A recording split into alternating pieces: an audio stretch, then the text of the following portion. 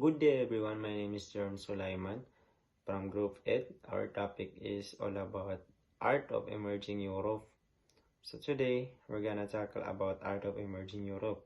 Art has been integral part in European history from the time of the ancient civilization like the Greeks and the Romans all the way to the modern times. Art has been used to communicate ideologies and belief systems prevalent with their context. Greek and Roman civilization were also known as the classical world because both cultures aimed to embody the highest possible standard of quality in all aspects of their societies. When it comes to both art and architecture, both civilizations intended to promote the possibility of having an objective and widely accepted standards for beauty. The influence and impact of both classical world are far-reaching. Most art movements have taken inspiration from the certain artistic elements from the two civilizations. There are different art movements that emerged with the different time periods in Europe. Each movement has a distinctive characteristic, them highlighting the different strengths and changes as they transition from one period to the next. Ang arte ay importante sa kasaysayan ng Europe mula sa mga sinaunang Greece at Roman. Hanggang ngayon, ginagamit ang art para ipakita ang mga paniniwala at idea ng mga tao. Ang mga Greece at Roman ay tinatawag ding classical world dahil gusto nila magkaroon ng mataas na kalidad sa lahat ng bagay. Sa art at arkitektura, gusto nilang ipakita na may pamantayan para sa kung ano ang maganda. Maraming mga artista ang ginaya ang kanilang mga gawa, iba't ibang mga grupo ng mga artist ang lumitaw sa Europe sa iba't ibang panahon. Bawat grupo ay may sariling estilo na nagpapakita ng mga pagbabago sa paglipas ng panahon. Ancient Greece, noong unang panahon ng mga Greece ay magagaling sa iba't ibang larangan. Halimbawa, ang kanilang mga ideya sa politika ay naging batayan ng demokrasya sa modernong panahon. Pinapahalagahan din nila ang panunulaan, drama at filosofiya na pinag-aralan pa rin hanggang ngayon. Para sa mga gustong maging artist, sa pagpipinta, sculpture at architecture, kailangan nilang magkaroon ng mga kasanayan at kaalaman. Mahalaga sa mga Greece ang paggamit ng isip. Para sa kanila, ang tao ang pinakamahalaga sa lipunan at ang pag-iisip ang basehan ng kanilang pamumuhay. Ang kanilang humanistang idea ay makikita sa kanilang demokrasya. Ang kalayaang ito ay makikita rin sa kanilang art, architecture, literatura at filosofiya. Gustong-gusto ng mga Grego or Greece ang kalikasan at naniniwala silang dapat itong maging perpekto. Ang mga paniniwala at ideyang ito ang bumubuo sa sining at arkitektura ng mga Greece. Ang pagunlad ng arts ng mga Greece ay nahahati sa apat na panahon. Unang panahon ay ang geometric, panahon kung kailan bumabangon ang Greece mula sa kanilang Dark Ages. Ang mga geometric shape ang bida sa mga sining. Ikalawa, archaic, panahon kung kailan naging importante ang mga human figures dahil sa pagpagkalakalan ng Greece sa ibang sibilisasyon. Classical, ikatloy, classical, panahon kung kailan naabot ng Greek sculpture at structure ang kanilang peak. Nagtayo silang muli ng mga templo at gumawa ng mga sining. Hellenistic, ikapat na panahon, Hellenistic, panahon ni Alexander the Great. Ang sining ay nakatuon sa pagpapakita ng emosyon at realidad. Ang mga sculpture nagpapakita ng balanse, dynamic poses at iba't ibang emosyon. Halimbawa nito ay ang Laocoon and his sons, kung saan pinapakita si Laocoon, isang Trojan prince at ang kanyang mga anak na sinasakal ng mga ahas. Dahil ito sa utos ni Laocoon na panatiling sarado ang mga gate ng Troy dahil sa inala niya sa kahoy na kabayo na bigay ng mga Greece kay Athena. Nagalit si Poseidon at ang mga Greek god ng dagat, kaya nagpadala siya ng mga ahas para sakalin si Laocoon at ang kanyang mga anak. Theater at drama ay nagsimula din sa Greek civilization. Ang mga tagasunod ni Dionysus, ang Diyos ng fertility, ang nagpasimula ng Greek theater. Ang mga deboto ng Dionysus ay sumasayaw sa mga seremonya habang nag-aalay sa kanilang Diyos. Kalaunan, gumawa ang mga Dionysians ng mga organisadong drama na may sayaw at kanta na nagpapakita ng mga mitolohiya ng mga Greece. Nagkaroon din ng mga theatrical contest kung saan ang mga performances ay ginaganap sa harap ng maraming tao. Ancient Roman. Ang Roman Republic ay tinatag noong mga 500 before Common Era. Sibilisasyong ito ay naging isa sa pinakamakapangyarihang impero sa kanlurang Europe dahil lumawak sila at sumakop sa maraming teritoryo. Nakihalubilo sila sa mga kalapit na sibilisasyon, lalo na sa mga Greece. Masasabi ng sibilisasyong Roman ay sumikat noong Hellenistic period. Gaya ng mga nabanggit kanina, ito ay panahon kung kailan ang impluensya ng kultura ng Greece ay umabot sa kanyang peak sa mundo ng Mediterranean. Gustong-gusto ng mga Roman ang mga Greece at ang kanilang mga nagawa sa sining. Ang pagsasanib ng kultura ng Greece at Roman ay makikita sa karamihan sa mga gawang sining ng Roman. May mga nagsasabi na kinopya lamang ng mga Roman ang mga sining ng Greece. Dahil dito, ang mga Roman ay gumawa ng mga gawang sining na madalas na mukhang strikto, malupit at malakas. Ginamit din nila ang mga prinsipyo ng realism sa karamihan ng kanilang mga gawa na nagtatampok sa mga katangian ng mga tao. Bukod dito, ang mga Roman ay kilala rin bilang dalubhasang tagapagtayo na nagbibigay sa kanilang mga reputasyon para sa mga grand monument at architectural structures. Isa sa kanilang mga architectural achievement ay ang Colosseum. Ang amphitheater na ito ay pinlano at tinayo noong panahon ng paghahari ng Emperor Vespasian. Isa sa mga pangunahing gamit nito ay para sa mga layunin ng entertainment tulad ng mga pampublikong kaganapan at mga laro ng gladiator. Ang strukturang ito ay konkretong manifestasyon ng kasanayan sa mga tagapagtayo ng Roman na nakatuon sa lohikal na organismo ng buong gusali. And add ko lang guys, trivia about sa pinatayo nilang Colosseum ay ito ay nakakapasok, ang dami ng tao ay nasa around 80,000 na tao. Just imagine kung gaano karami yung makapasok doon. And the last is, ang sinaunang Greece ay may malaking epekto sa pagbuo ng kulturang Roman. Maraming impluensya ng Greece na makikita sa theater at drama ng mga Roman. Ang mga manunulat ng komedya tulad ni Plato at Terence ay ginaya ang kanilang mga gawa sa mga gawang Greece. Dahil sa mga manunood ng Roman ay hindi ganong interesado sa mga gawang theatrical kumpara sa kanilang mga katapat na Greece. Karamihan sa mga dula ay kailangan isama sa mga laro ng mga Roman. And that's all. Thank you for listening, guys. Assalamualaikum warahmatullahi wabarakatuh. My name is Farina B. Alongas. I'm from Group 8, so this is my topic. As the term denotes, it is the period between the decline of the Roman Empire and the Renaissance. It was a period that is characterized by ignorance and darkness.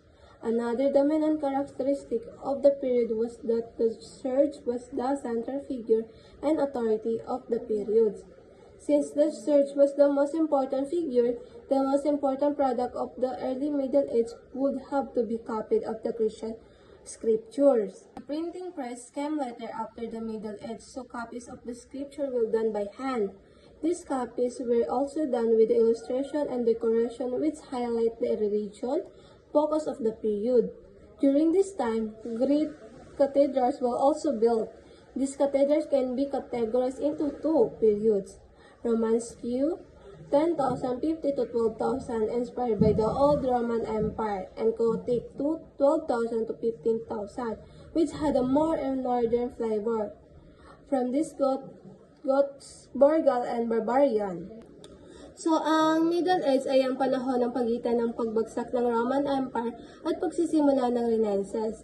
Tinatawag din itong medieval period at karaniwang tinuturing ng panahon ng kadiliman at kamangmangan, Dark Age, dahil kakaunti lang ang naging pag-unlad sa edukasyon, siyensya at sining lalo na sa unang bahagi ng panahon ito. Sa Middle Age, ang simbahang Katolika ang may pinakamalaking kapangyarihan sa lipunan. Mas makapangyarihan pa ito kaysa sa mga hari sa maraming pagkakataon. Dahil dito, lahat ng aspekto ng buhay, paniniwala, edukasyon at sining ay umiikot sa relihiyon. Ang mga Kristiyanong kasulatan, Bible, ang pinakabatong at mahalagang dokumentado sa panahong ito. Wala pa ang printing press kaya ang mga aklat ay sinusulat sa kamay ng mga monghe at monasteryo. Ang mga manuscript ay may mga magagandang disenyo at illustration na nagpapakita ng lalim ng edebosyon ng reliyon. Sa panahong ito, malalaking simbahan o katedral ang tinayo sa buong Europa. Ang mga ito ay hindi lamang lugar ng pagsisimba, kundi sentro ng komunidad at kultura. Ang estilo ng kanilang pagkakagawa ay nahati sa dalawang panahon. Una, Romanesque 10,050 to 12,000. Inspired sa arkitekturang Romano, Roman Empire. Makakapal na pader, maliliit na bintana at simpleng disenyo. Matibay at mabigat ang dating parang kuta o fortress. Pangalawa, Gothic, 12,000 to 15,000. Nanggagaling sa impluensya ng mga Goths na tinatawag noong panahong iyon na Bulgar o Bavarian. Matataas na gusali, may malalaking stained glass windows at mas detalyado ang disenyo. Renaissance art. During the Renaissance period, artists valued the individual as a subject of arts. The influence of humanism shaped the focus of some arts during the Renaissance period to empower the individual. Most artworks emphasized naturalism, which was also an influence of humanism, since there was a great emphasis on the proportionality of the human body. Most artists also added perspective of the world space were explored in different artworks. This technique provides the three-dimensional perspective of most Renaissance paintings. Renaissance artists also give importance to non-religion themes of subject. This was also brought by the preparation of the art during the Renaissance period. However, most artwork remained religion in this focus in them. During the Renaissance period, there was also a revival of Roman theatrical plays. These plays were performed during special occasions at the courts of Italian princes. The plays were done in such a way that showcased grand and lavish entertainment from the audience. Aside from the song and dance numbers, they engaged in elaborate stage and costume for the actors. Eventually, this would lead to Italian's opera, which have a greatly influential their tradition of popular traits. So, ang Renaissance art ay tumutukoy sa mga likhang sining noong Renaissance period, mga 14th to 17th century. Isang panahon ng muling pagsilang ng kaalaman, kultura at sining sa Europa, pagkatapos ng Middle Age. Isa sa mga pinakamahalagang ideya sa panahong ito ay ang humanism. Paniniwala na ang tao ay may kakayahang halaga at dignidad. Dahil dito, ang tao o individual ay naging sentro ng mga likhang sining, hindi lang mga santo o Diyos. Mas pinahalagaan ang mukha, damdamin at katawan ng tao sa mga painting at skulptura. Naturalism and proportionality. Ang mga artist ay nagsisiwalang magpinta ng mga tao bagay na mas makatotohanan at natural na paraan. Proportionality, pinag-aaralan at ginagaya nila ang tamang sukat at hugis ng katawan ng tao, kaya mas makatotohanan at detalyado ang itsura ng mga tao sa kanilang sining. Perspective at depth, gumagamit ang mga artist ng bagong teknik na tinatawag na perspective upang bigyan ng tatlong dimensional 3D na epekto ang kanilang mga likha. Sa teknik na ito, mukhang may lalim o distansya ang mga painting. Parang totoo, makikita mo ang espansya sa paligid. Sa Renaissance, bagamat nanatili pa rin ang rehiyong tema, nagkakaroon rin ng sining na patalakay sa sekular o relihiyosong mga paksa tulad ng kalikasan, mga tauhan sa mitolohiya, pang-araw-araw ng buhay ng tao, mga mayayamang tao postros. Nagkakaroon ng privatization of art, ibig sabihin ang mga likhang sining ay hindi na lang para sa simbahan. Mayayamang pamilya o individual ang nagbabayad sa mga artist para gumawa ng mga obra para sa kanilang tahanan o koleksyon. Dahil dito, dumadami ang mga sining na hindi tungkol sa relihiyon, pero marami pa rin ang nanatiling may temong Kristiyano. Manierism. Manierism was a period in history which was a product of Renaissance period. During the Renaissance, artists would observe nature and their best to emulate it based on their observation. As the Renaissance ended, artists started on direct copying subject from existing works, and most art during this period displayed distorted figures, two-dimensional space, decorant, hands and colors, and lack of defined focal point. So, ang manierism ay isang estilo ng sining na lumitaw pagkatapos ng Renaissance period. Isa itong yugto sa kasaysayan ng sining kung saan ang mga artist ay lumihis sa mga natural at balancing estilo ng Renaissance at nagsimulang gumamit ng mas engaged at hindi pangkaraniwang paraan ng pagpapakita ng tao o ekspansyon sa kanilang mga likha. So, paano ba ito naiiba sa Renaissance art? Noong Renaissance art ay ang mga artist ay obserbador ng kalikasan. Sinisikap nilang gumawa ng mga sining na makatotohanan, may tamang proportion, natural na kulay, malinaw na focal point, kung saan dapat tumingin ang mata ng manonood. Ngunit sa panahon ng manierism, nagsimulang hindi na diretsong obserbahan ang kalikasan at sa halip ay kumopya na lang mula sa iba pang existing artworks. Mas naging artificial at dramatiko ang estilo ng mga likhang sining. So, ano ang mga katangian ng manierism art? Una, distort figure. Ang katawan ng tao ay minsang mahaba, baluktot o hindi realistic ang hugis. Pangalawa, two-dimensional space. Parang flat o walang lalim ang background, hindi tulad ng Renaissance na may perspective. Pangatlo, discross, hands, and colors. Gumagamit sila ng mga kulay na hindi natural o hindi bagay sa isa't isa para sa dramatical effect. Pang-apat, lack of defined focal point. Walang isang malinaw na bahagi ng artwork na dapat tutukan kaya medyo magulo o mahirap sundan kung saan dapat sila tumingin. Baroque and the Rococo. The term Baroque is derived from the Portuguese term barroco, which translates an irregular shaped pearl. This is a sustainable description. The term was the birthplace of the Baroque period. This, according to some historians, was a response to Protestantism. This period drawn span from 16,000 to 1750, although it was a period following the Renaissance.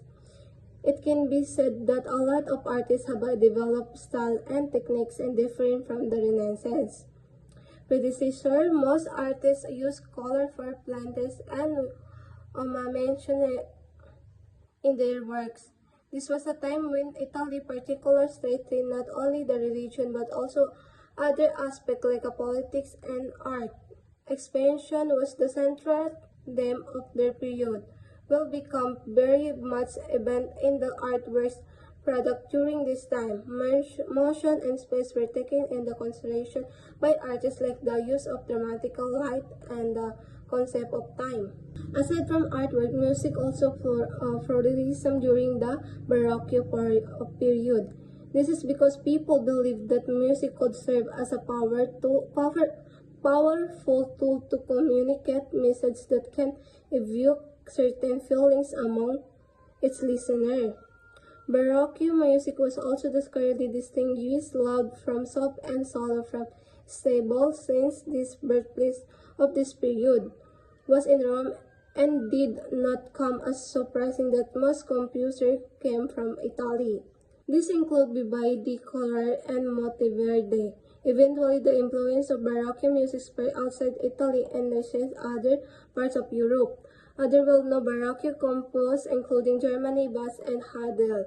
Since Baroque composers wrote their works, they tried to invoke certain emotion from their audience. They began to make more complex musical composition and performance. However, it can be noted that Italy, this kind of music was limited only to powerful institutions like the church and individuals like the patrons. Eventually, such a performance would be made accessible to the middle class and the masses.